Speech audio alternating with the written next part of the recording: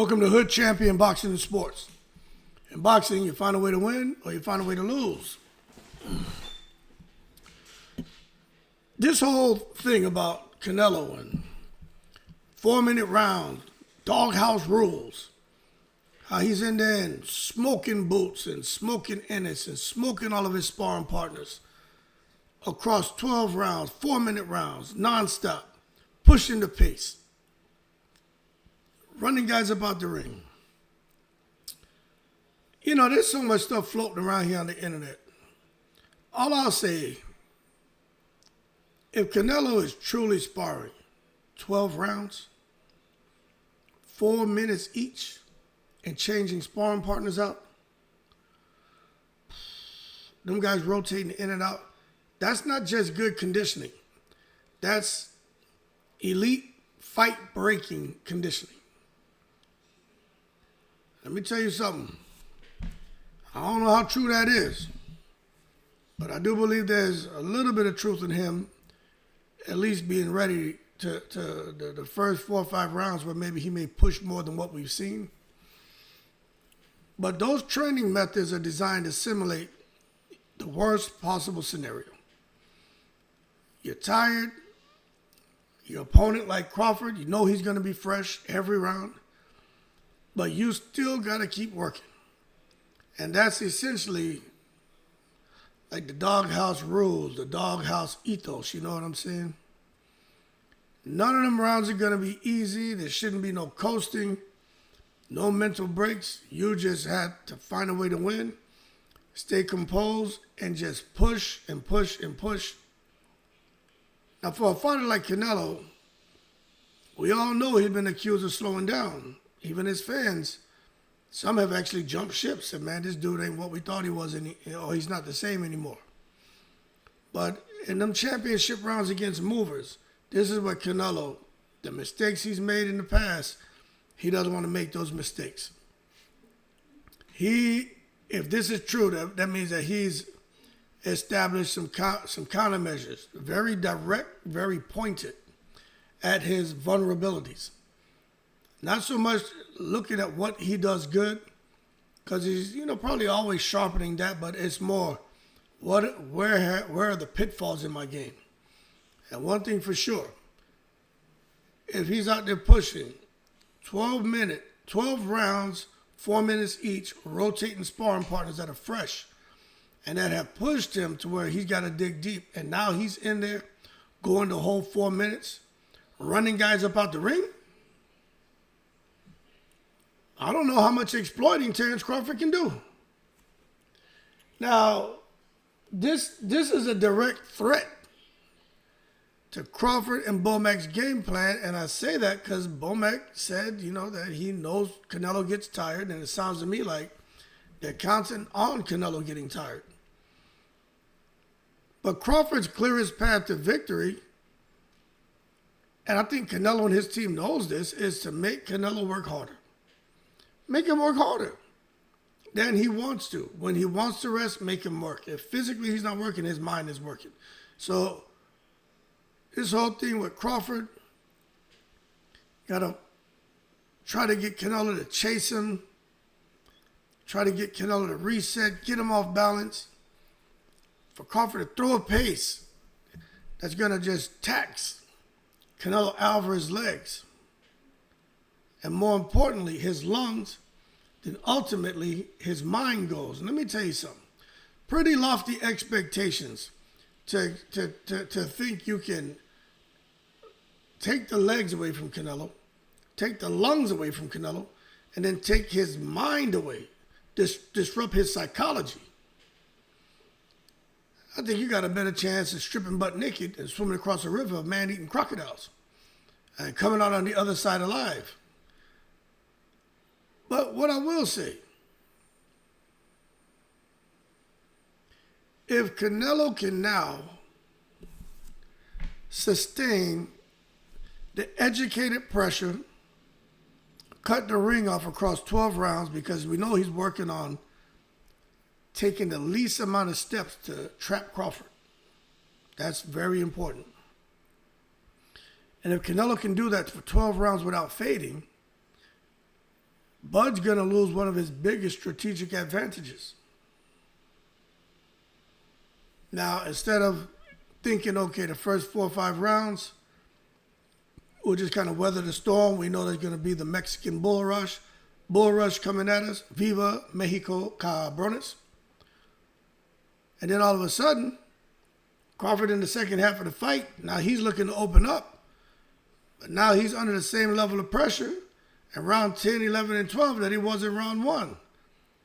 And that could be all bad because basically Canelo, if he could sustain that pressure, he would have turned Crawford into Jamel Charlo. And that's something that Crawford vowed would never happen. So again, that's a nightmare scenario for the smaller man Crawford, who hopped from 154, skipped past 160, and jumped into 168.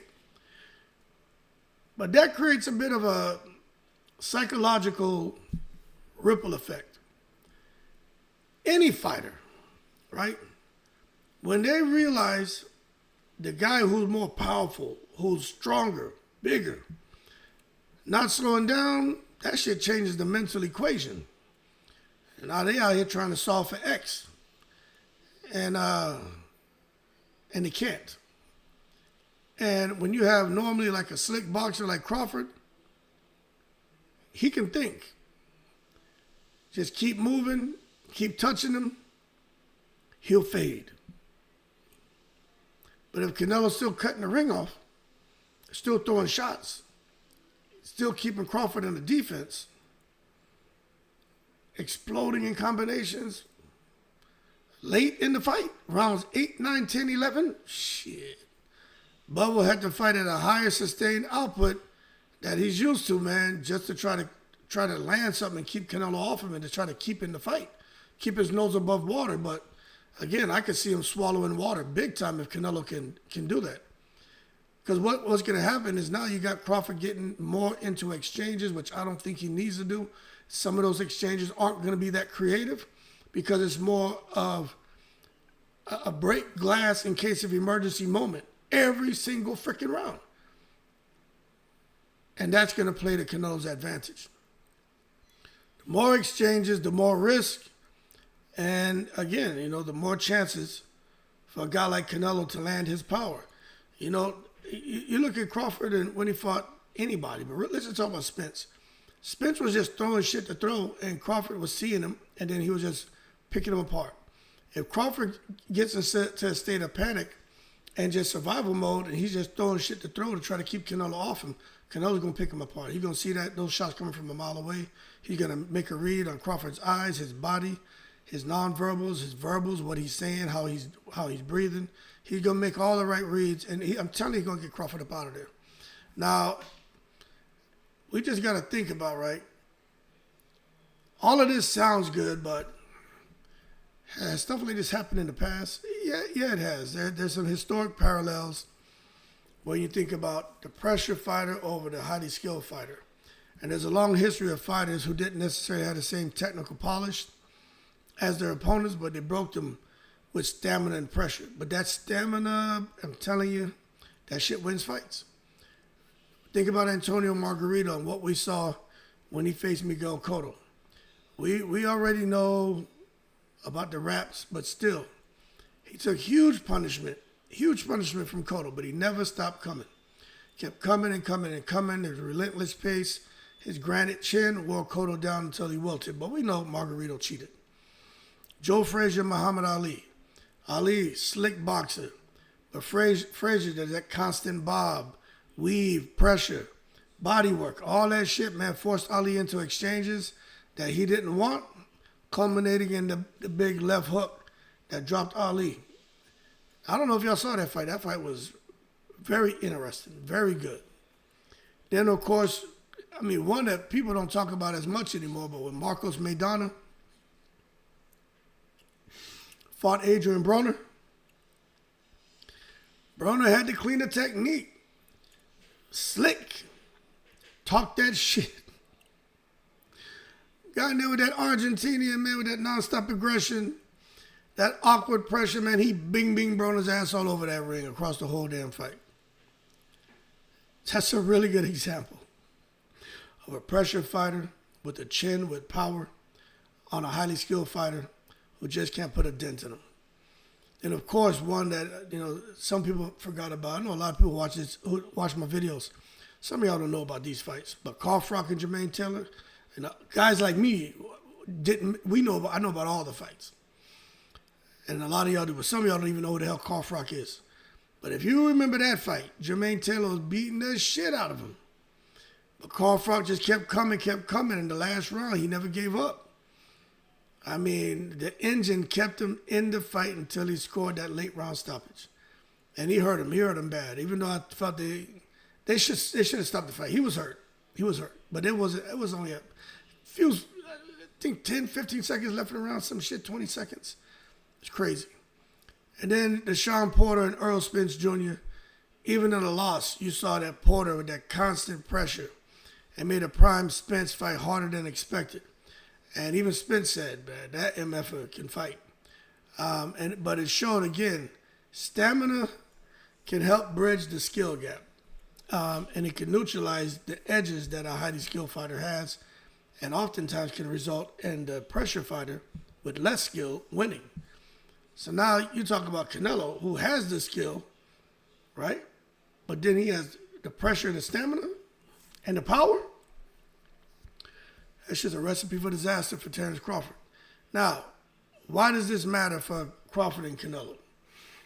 Because he's more than just being big and strong and a pressure fighter. He's skilled, and his pressure shit is calculated and skilled and refined and targeted. That dude knows what he's doing, man.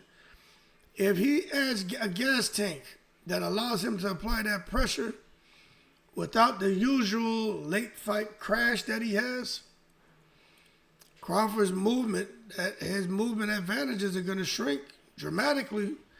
I know Crawford fans don't want to hear that. This goes back to what I said in the earlier video. Bud's going to have to throw 50 to 60 punches per round just to keep Canelo honest. And he's going to have to put some stink on those shots.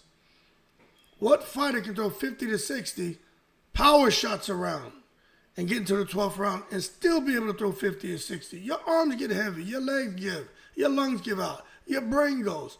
You're a dead man walking. So just thinking that Crawford can maintain that pace over 12 rounds against a guy who's just all up in his business, targeting his body on you. That's hard for me to believe Crawford can do that. And the one thing for sure, if Canelo has stamina, you better believe the body shot factor going to be in full effect, man. He coming at him, he's stalking him, bing, bing. He's letting his hands go, hitting the arms, elbows, hips. He don't give a shit. But if he got the stamina, he can do that, he's coming. And Crawford ain't going to be trying to counter no body shots. He's going to be trying to protect his body from that shit. And this is just where the conditioning work for me becomes, even more dangerous for a guy like Crawford. Canelo, who can keep his legs on him for 12 rounds. Keep going relentlessly to the body. Shots are cumulative. Those body shots. I talked about this in another video. It's like having termites in the inside of the house just chipping away. The house doesn't collapse immediately, but over time, they hollow out shit, and then the whole house collapses in. And I think over the 12-round fight, that's a good example of termites in the first round, which are Canelo's body shots, chipping away at Crawford, second, third, fourth round. They kind of hollow him out. Fifth, sixth, seventh, eighth, ninth round, the whole house comes down.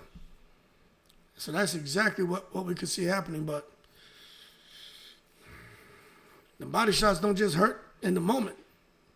They slow you down, man. If Bud plans to win from the outside, losing 10 to 15% of his mobility by round 7, that shit could be fatal to his chances of winning that fight. So very interesting to see how that plays out. And then as far as, what's Crawford's remaining path? You know what I'm saying? What's the remaining path for a guy like Crawford? If Canelo is really pushing hard like that, because he has this newfound stamina from the doghouse rules, right? Well, Bud still has his weapons. We all know he got the timing. We all know that he can get out of harm's way, no matter if he's exiting to the left or right. He can always, his foot positioning is on point. He's brilliant with that. He goes in the phone booth, turns into Southpaw Man. Normally when he comes out, he wins fights. Not so sure that's how it's going to play out with Canelo. He's got the counter punching. He also can make the right reads. But if that pressure's on him, I tell you, Crawford ain't going to be able to stay that calm the way we're used to seeing him compose. He's not going to be able to, so maybe he's going to misread, miscalculate, and pay the price. But again, Canelo pushing the pace all night. Let me tell you something. I don't know if he can do it, but this is what I think Crawford needs to do. He's going to have to win rounds early. He's going to have to bank 4, 5, 6 rounds early just to make sure he got a nice little cushion, because if Canelo's pressure starts to break Crawford down by the mid-rounds, Crawford going to need to have a little bit of a cushion there. But when Canelo is stepping to him, Crawford's got to make him pay. He's got to make him pay to discourage Canelo from stepping forward. As soon as he steps forward, it got to be like Canelo stepping on a hot coal. As soon as he steps forward, bing! Got to drop one of them bings on him.